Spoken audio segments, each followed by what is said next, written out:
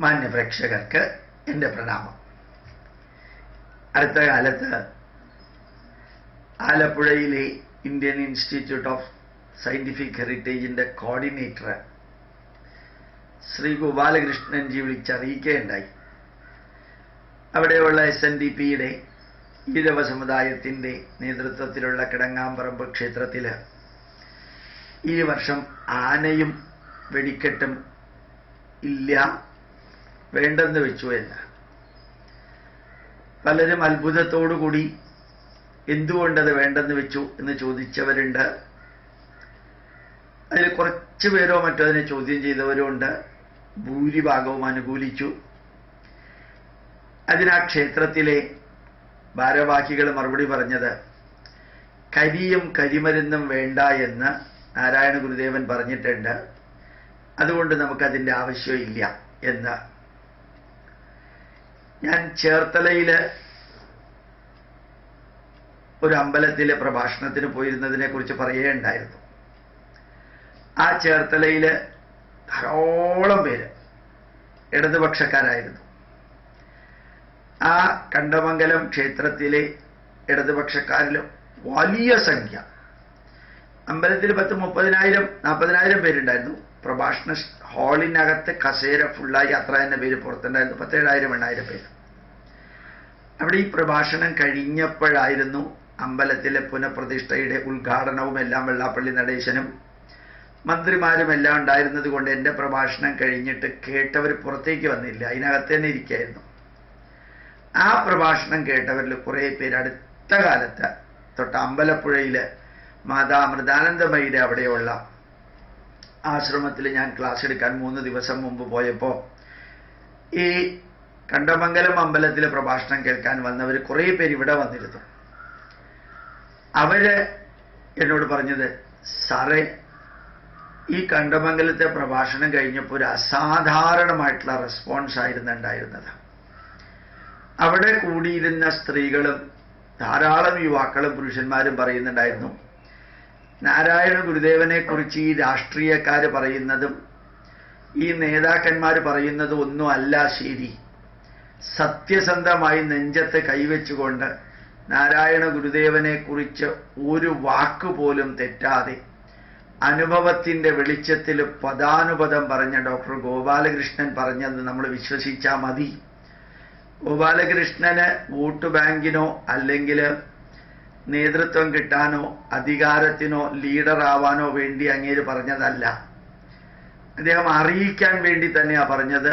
ഒരു പക്ഷേ ഈ സദസ്സിലുള്ള പലരും എതിർക്കാൻ വരെ സാധ്യതയുണ്ട് പബ്ലിക്കായിട്ടെന്ന് അറിഞ്ഞുകൊണ്ട് ചങ്കൂറ്റത്തോടു കൂടി പറഞ്ഞതാണ്. അതാണ് സത്യം. നമുക്ക് അതിലൂടെ പോയാൽ മതി.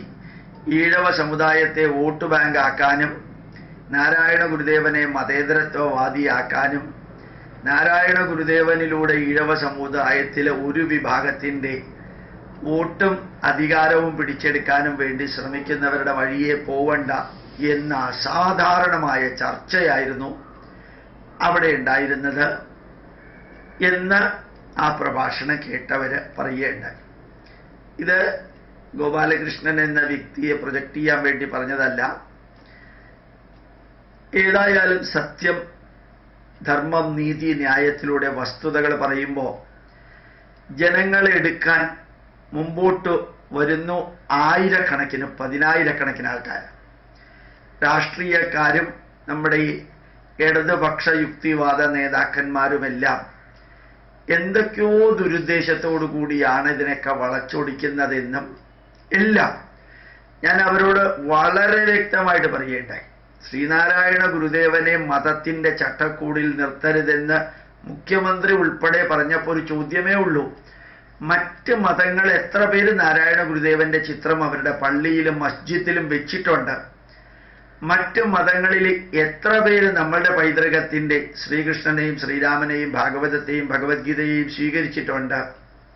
മറ്റ് മതങ്ങൾ എത്ര പേര് നമ്മുടെ അമ്പലത്തിലേക്ക് വരുന്നുണ്ട്? മറ്റ് മതങ്ങളിലുള്ളവർ വിദേശത്ത് നിന്ന് കൊണ്ടുവന്നത് നമ്മൾ സ്വീകരിച്ചു.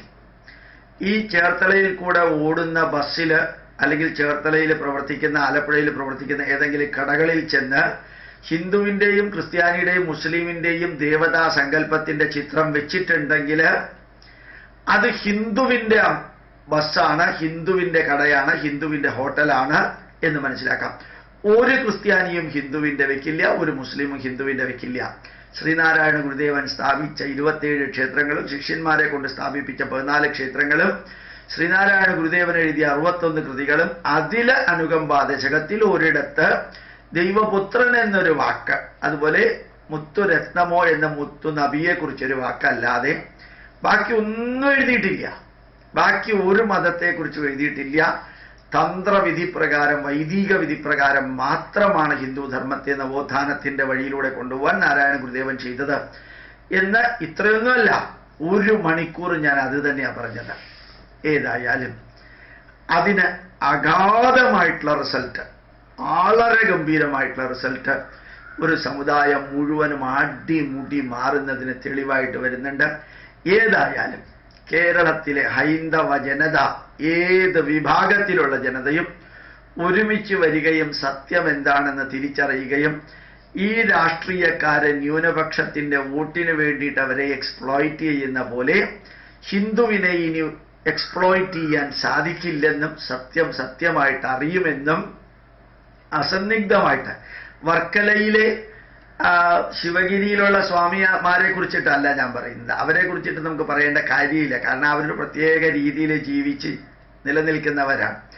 അല്ലാത്ത സമുദായാംഗങ്ങൾ അവരിലെല്ലാം നല്ല രീതിയിൽ അഗാധമായ മാറ്റം, അത് തന്നെ NSSന്റെ കാര്യത്തിലും ധന്യമായിട്ടുണ്ടാവുന്നതായിട്ട് കാണാൻ സാധിച്ചു.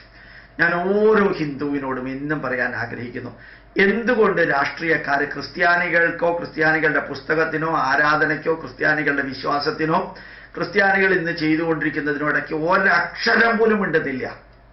മതപരിവർത്തനത്തിന്റെ കൊടുങ്കാറ്റ് ഭാരതത്തിൽ മുഴുവനും ചതിയിലൂടെയും പറ്റിക്കലിലൂടെയും അവഹേളനത്തിലൂടെയും നടക്കുമ്പോഴും ഈ മതേതരവാദികളും യുക്തിവാദികളും പുരോഗമനവാദികളും നിരീശ്വരവാദികളും അവരെക്കുറിച്ച് ഒന്നും പറയാറില്ല.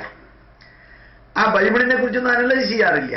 അതേപോലെ തീവ്രവാദം ഉൾപ്പെടെ കള്ളനോട്ടും കള്ളക്കടത്തും കള്ളത്തരങ്ങളിലും പത്രമാധ്യമങ്ങളിൽ വരുന്ന പേരിന്റെ 3/4 പേര് ആരുടെയാണെന്ന് നോക്കാം. അവർക്കെതിരെയും യാതൊരു വിധത്തിലുള്ള അവരുടെ ഗ്രന്ഥത്തിനെതിരെയോ അവരുടെ പ്രവൃത്തിക്കെതിരെയോ അവരുടെ ആരാധനയ്ക്കെതിരെയോ അല്ലെങ്കിൽ ചില ഈശ്വരീയമായ കർമ്മം എന്ന് പറയുന്ന സമയത്ത് ലക്ഷക്കണക്കിന് ആടുകളെ ബലി കൊടുക്കുന്നതിനെ കുറിച്ചോ ഒരക്ഷരം പോലും ഇവർ പറയാറില്ല. ഓരോ ഹിന്ദുവിനെയും ഓർമ്മിപ്പിക്കാനുള്ളത്, ഹിന്ദുവിനെതിരെ മാത്രം എന്തുകൊണ്ട് ഇവർ പറയുന്നു? കോൺഗ്രസ്സുകാരും അതുപോലെ തന്നെ കമ്മ്യൂണിസ്റ്റുകാരും അതുപോലെ തന്നെ നിരീശ്വരവാദികളും അതുപോലെ തന്നെ യുക്തിവാദികളും എന്തുകൊണ്ട് ഹിന്ദുവിനെതിരെ മാത്രം പറയുന്നു? എന്തുകൊണ്ട് അവർ ഹിന്ദുവിനെതിരെ പറയണം? ധൈര്യമായിട്ട് പറയണം. അതേപോലെ മറ്റു മതങ്ങളിലുള്ള അന്ധവിശ്വാസങ്ങളെയും ദുരാചാരങ്ങളെയും എതിരെ പറയണം. അങ്ങനെയാണെങ്കിൽ കൂടെ ഉണ്ടാവും. ഞാൻ നേരത്തെ തന്നെ പറഞ്ഞിട്ടുണ്ട്, ഹിന്ദു ധർമ്മത്തിലുള്ള അന്ധവിശ്വാസങ്ങളും ദുരാചാരങ്ങൾക്കും എതിരെ പ്രവർത്തിക്കാൻ ഞാൻ കൂടെ വരാം, ഞാനും കൂടെ വരാം. എനിക്ക് വലിയ മഹത്വമൊന്നും ഉണ്ടായിട്ടല്ല, ഇവർ പറയുന്നതിനേക്കാൾ കൂടുതൽ ഞാൻ പറയുന്നത് ആൾക്കാരെ കേൾക്കുന്നുള്ളത് എനിക്ക് ഉറപ്പിച്ചറിയാം.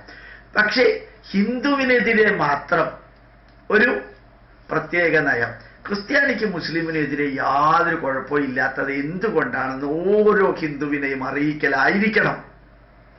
ഓരോ ഹിന്ദുവിൻ്റെയും ജോലി അത് വാട്സപ്പിലൂടെയോ ഇന്റർനെറ്റിലൂടെയോ ഇമെയിലിലൂടെയോ ബ്ലോഗിലൂടെയോ നടത്തണം. ഏത് കാര്യത്തിനും അവഹേളിക്കുക, നമ്മുടെ പൈതൃകത്തിൻ്റെ ഒരു ചുക്കും ചുണ്ണാമ്പും പഠിക്കാതെ അതിനെതിരെ പ്രസംഗിക്കുക, പ്രവർത്തിക്കുക, ഏതോ ഒരു നീചമായിട്ടുള്ള ധാരണയാണ് ഹിന്ദു ധർമ്മം എന്ന് പറഞ്ഞ് ഏതൊക്കെയോ ലക്ഷ്യം വെച്ചുകൊണ്ട് പ്രവർത്തിക്കുന്നവരുടെ ലക്ഷ്യം എന്താണെന്ന് കൂടി പറഞ്ഞു കൊടുക്കാൻ ഹിന്ദു യുവാക്കൾക്ക് സാധിക്കട്ടെ. പ്രണാമം, നമസ്കാരം.